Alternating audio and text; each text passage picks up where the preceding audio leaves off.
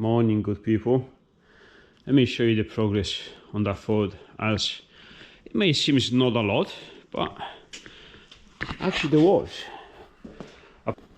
This is roughly how is it gonna stand. This is roughly how low we're gonna get. This is the lowest point of the chassis, which it is gonna be pretty much as the chassis sits on the bottom. I removed the whole front end. I still didn't remove the mounts for the leaf springs. For now, I'm gonna leave it there. On the back, the leaf springs, I left them there still. That one turned out to be cracked nearly all the way through, but not yet, so we're still holding. As you have to remove them, including the mounts. These are not the tires they're gonna be on the truck. The tires are gonna be on the truck are pretty much twice the size of this as the width. They're gonna be roughly to here, 18-inch wide, so that's about 46 centimeters wide. These are 285s, and those are gonna be 450s. So yeah, a big tire.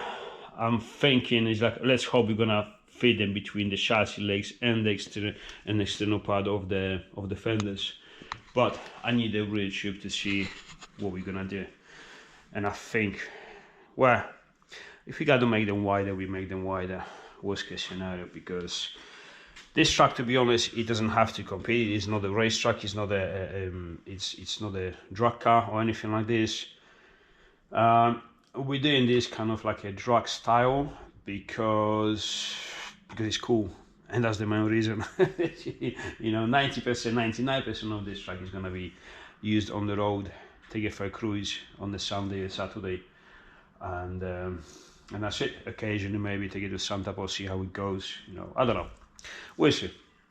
The front, yeah, the front we want to go not solid axle, independent suspension, something simple. The whole truck is supposed to be a simple, quick, and fairly cheap for what it's gonna be. So fun and back on the road in no time in comparison to Econoline, because Econoline, as you noticed, we started from just the engine swap to put the engine in the middle to build a big show you the big turbo system, which we always wanted to build a turbo system on this thing, but maybe not to that extent at the beginning. But there you go, we end up with making two beautiful, I'm supposed to be cocky, but I think they're alright. Exhaust manifolds, big intake cool air, all built and modified inside for the better flow. If you haven't seen a previous video, have a look. Good turbos, these are extremely good turbos. Modified intake plenums for better flow distribution and all of that stuff. I mean, you've seen it on the previous videos. And then rear-wheel drive conversion, which brought us to a couple of problems, and then from there we went to fully independent suspension as a buggy, which if you haven't seen it, I'll show you quickly what I mean by a buggy. Pretty much like my LC buggy, this one here. Full independent suspensions, double wishbone front and back. Yes, rear wheel drive only, not four wheel drive. As much as I love four wheel drive, he wants it rear wheel drive. So, however, yeah, the Econoline is just a massive project, because from getting closer to the end, we're getting further away and away. As much as we progress with the job, with the works and stuff done, we extend the work, so that's gonna take ages. Let's back to the weight of the car. This is very important, okay? Because those weights, nothing. Honestly, this car is the engine with the gearbox. Again, the engine is 200 kilograms, you've seen on the weight. The gearbox is about, I don't know, 50-60 kilograms maybe even less. I can pick it up with my with one hand, maybe not, but two hands easily. And the chassis is ridiculously light, because it's just a leather chassis and it's actually hollow inside. It's just like a C shape, you see all the way through. So they're extremely light. The cab, you see the first video, I actually put it on. It was down there, this was higher, the chassis was roughly here, and I actually managed to put it on my own. I'm not really that strong. I used to be, I don't go to the gym anymore. I do just a little bit of boxing in the workshop, and that's it. So I'm not as strong, and I did manage to put it on my own. So again, this is not heavy. And there's not many accessories to put on this stuff. I mean, yeah, you put the doors on, but again, they're not heavy, you know, internals, it's nothing. This is like a tin box. We want this slow, we want this to stay on the ground because this is not a joke once you put your foot down on this engine with the turbo on. And the turbo, as you've seen, is not small. This is my hand, so yeah. And this is my favorite. I love this stuff because I build my suspensions with this stuff. Beautiful. 3/4 of an inch rose joints. These are good quality ones, chromoly. I love them. And yeah, I got a few of them to make the whole chassis. That's another hub. That is actually a chassis. That is a chassis reinforcement, believe it or not. You will see it soon. So yeah, the front end is upside down for now, but we get to that. Now the chassis, as you know, or may not know, no, actually you don't, because I made a video before, but I can't, it was like, I deleted it, it was too boring. Okay, so the chassis, where we stand now. Now we stand at a good chassis, because this chassis was not as good as I thought. It was twisted. Actually, not twisted, sorry, I'm talking bollocks. It was dislocated. Let me explain what I'm talking about. Let me put myself over front here. So one of these legs, this one, was further forward. Okay, so what happens sometimes, especially in off-road cars, in the Jeeps like Wranglers, I had a few of them, when you pull the car out the mud, out the hole, or whatever, you tow it or something like this, usually you put as a recovery points on one side of the chassis, other side of the chassis. Let's say, for example, you put a rope on this side and you pull it. If you pull it too hard, if you snap it, you can dislocate the chassis, so one leg goes forward to the other. Because although they are cross members, this is a nice cross member. There is another one on the back, and there was another one here, somewhere here, which obviously they removed to put the engine conversion, which was a very bad idea.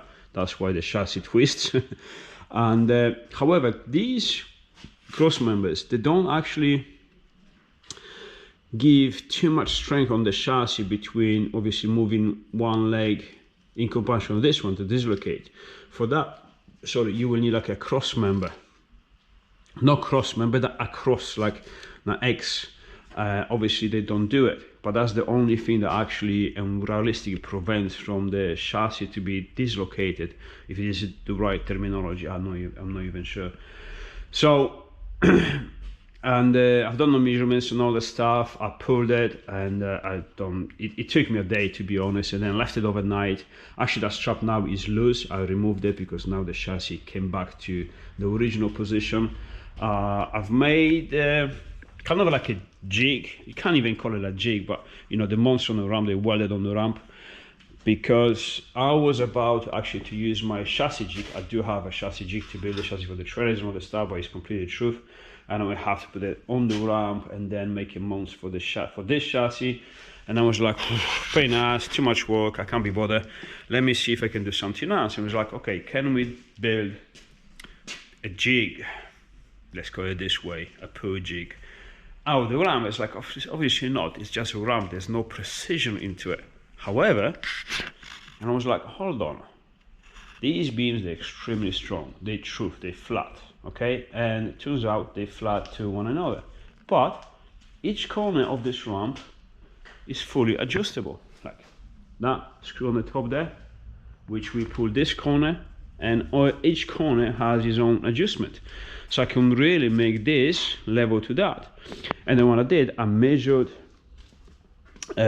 this beam to that beam, if they're completely parallel and not dislocated, and they're truth, which turns out to be good luck, to be honest, because when I put this ramp on the floor, I didn't make any of those measurements. What I did, I just put the ramp together, so the beds into these beams, which again, these ones are extremely heavy duty, and then mark the holes in the floor, drill the holes and put it on. But it turns out to be fairly true. I got that side slightly lower, tiny bit. I think we're about 1/4 of a degree out, which It's kind of acceptable for now because I done the correction when I measure. As soon as I know how much off we are, we good. I can measure everything, and it's the front of the chassis is exactly the same as the back of the chassis and the middle of the chassis, so that's good. I will have to correct that quarter of a degree when I'm gonna do the suspensions, because when you do the suspensions mounts and all that stuff, then you have to fit the caster and the camber.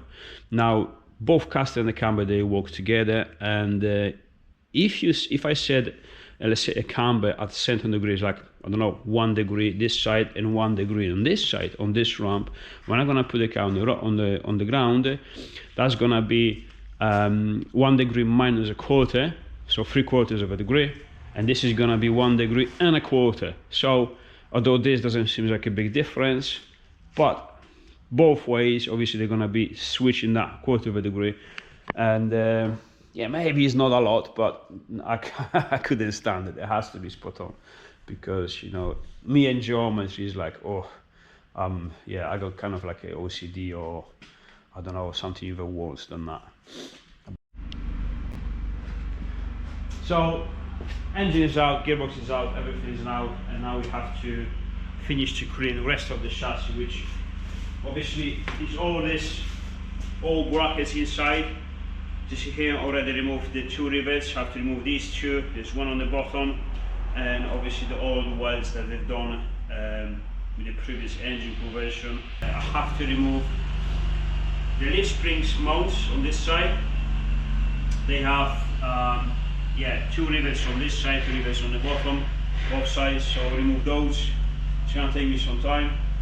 Clean it all inside, make it ready for the welding, because I think in the first place I'm not sure, but I think I'm gonna put a cross on the chassis legs, the eggs, both top and bottom, because now I know the chassis back square is aligned, everything is nice as it should be. I've just checked it again to make sure the chassis will not move. It's like secure in place, square, and that's end of it. And then we're gonna put the trunk rolls inside the chassis legs, both of them. That's gonna be a long job, but it's definitely worth it, because we keep the weight down in comparison to just box the chassis, and also is actually a stronger structure, something like that. You understand, right?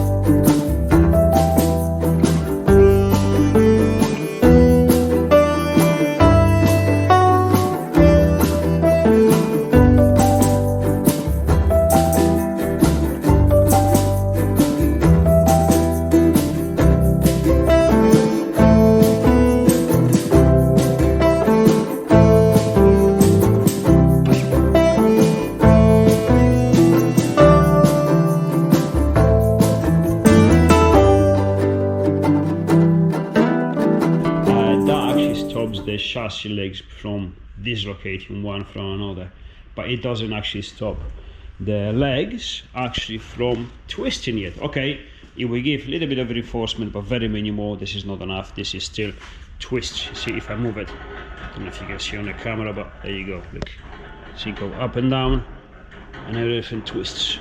Now this subframe, although it's upside down, this is like, well, not upside down, this doesn't fit this way, this one fits that way, but you can see, I mean, the center of the axle, front axle, is actually these 2 holes and there, so the subframe will have to be there, but as you can see, thank you, the subframe is actually much wider than the chassis legs, so if I'm not wrong, that was, let me just measure that.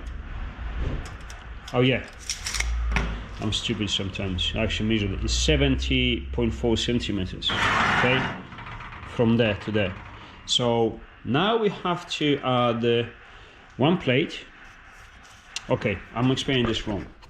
This have to be chopped here and there, because I want this subframe to actually stay at this height roughly here, not underneath, not on the top, roughly in the middle. Again, that height will have to be worked out with the geometry, with the roll center and the height of the wheels and the hubs and all that stuff. But it will give me obviously the opportunity, once this is in, to choose the height. Now that means I have to put a plate here, because I want to, once this is chopped, I have to put a plate across, weld it all around, make it nice and strong, and I'm gonna have 4 bolts, 2 on the front and 2 on the back to hold it from the inside. But also I need a receiver plate on this side to have something to bolt it to. But also, if you pay attention, this chassis is thinner on the top and thicker on the bottom, just this initial part. Well, it's actually equal on this side, and then goes, this is extended because it was holding some mounts on the bottom here. Now these mounts are not needed anymore, so I can actually shave it and bring it obviously as wide as the rest of it.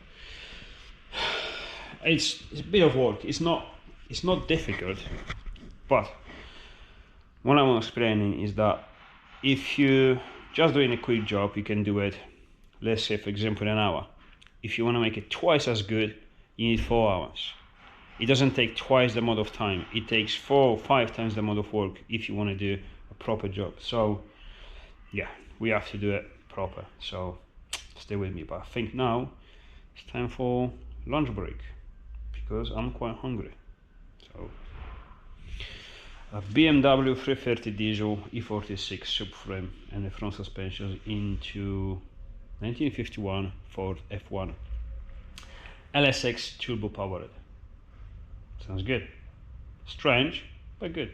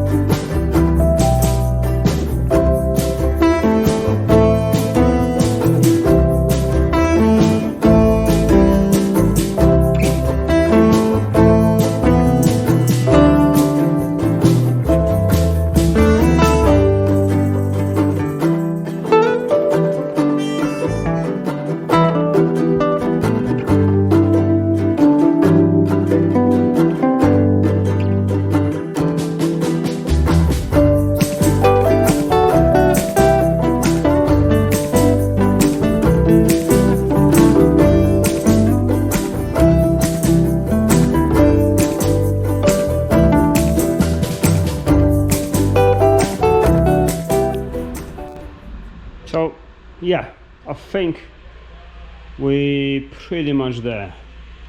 The roll center obviously is a lot of bits here, so you can't really see it correctly, but we still have some roll center to go, because the arm is actually not bolted in correctly on that side, so we have a couple of degrees going down this way, and so that's exactly what I wanted it to be.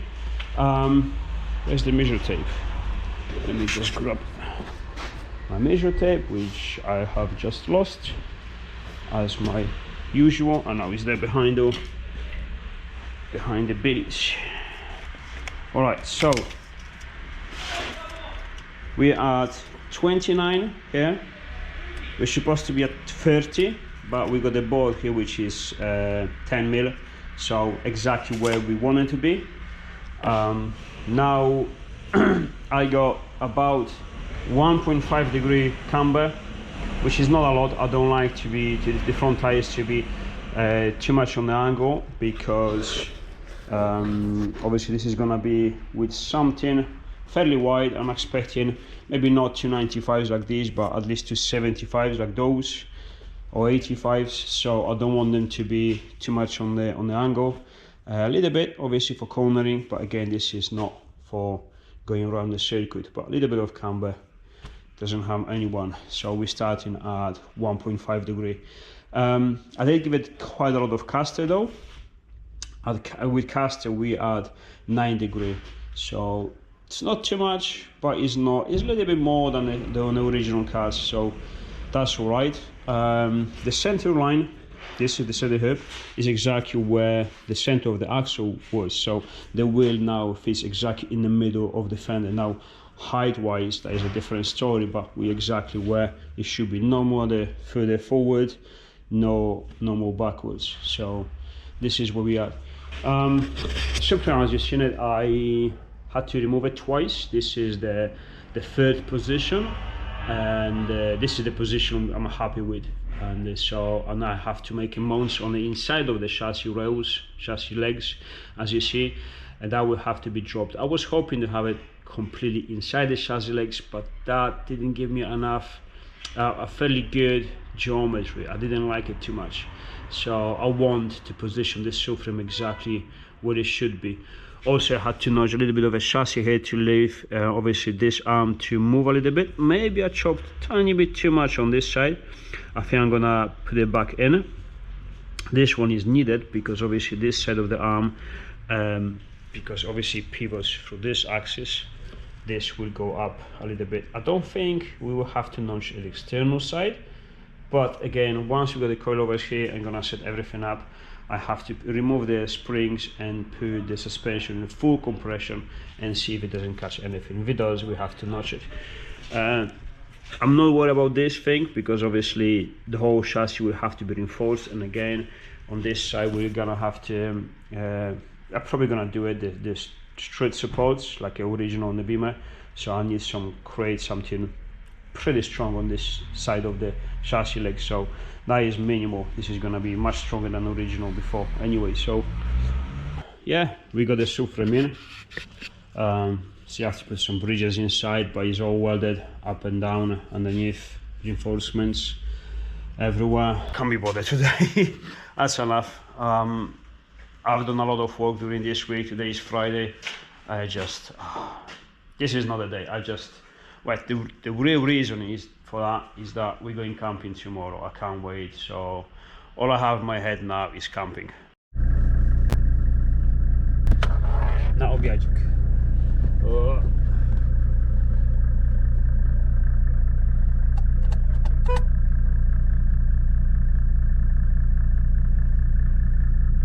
So I can't be bothered to do the job anything on this today. So I spent an hour and that's it.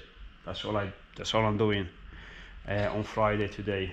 And yeah, I'm just gonna, obviously the van is outside there, trying to figure out, obviously I have to organize it, pack everything, because it's been obviously long time with this lockdown bullshit since we went camping. So you know, I'm taking my diesel heater for the night for friends. They're gonna stay in a tent, and I have to obviously remember everything.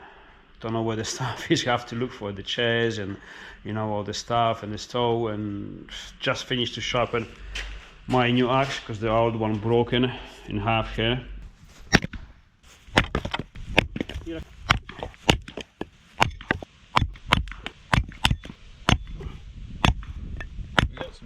That was kind of my fault. Ordered the new one, I just bought it, but obviously when they knew, they're not sharp enough at all. This is only a cheap one, but it's fairly good, quite reliable, and fairly decent. It's only 20 quid, so If it breaks, it breaks. Who cares? I'm not really relying on it too much. So, but yeah, just sharpen it, and I did sharpen it. I'm not talking shit. There you go. So yeah, should be good. And well, finished to put everything, and off we go tomorrow morning. Or maybe I can persuade my wife to go tonight. Don't know, maybe. However, this is the end for this week. I'm gonna upload this video, and then from next week we start doing a proper job.